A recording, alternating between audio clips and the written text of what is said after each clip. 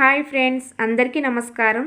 ఇంట్లో ఉన్న దారిద్ర్యం పూర్తిగా తొలగిపోయి స్థిరలక్ష్మి కటాక్షం కలగాలంటే, మన ఇంట్లోకి లక్ష్మీదేవి గల్లు గల్లుమంటూ ప్రవేశించాలంటే శ్రావణ శుక్రవారం మంగళవారం రోజుల్లో ఇంటి ఇల్లాలు తెల్లవారుజామున బ్రాహ్మీయ ముహూర్తంలో సూర్యోదయం కంటే ముందుగా లేచి ఇంటి బయట వాకిలి ఉడిచి ముగ్గులు పెట్టి పసుపు కుంకుమతో అలంకరించాలి. అదేవిధంగా తులసి కోటను శుభ్రం చేసి పసుపు రుద్ది కుంకుమతో బొట్టు పెట్టి అందంగా అలంకరించి అక్కడ కూడా ముగ్గు పెట్టాలండి. తర్వాత ఇంటి ఇల్లాలు కూడా శుభ్రంగా తలస్నానం చేసి ఆ తర్వాత ఇంటి సింహద్వారాన్ని శుద్ధి చేయాలి.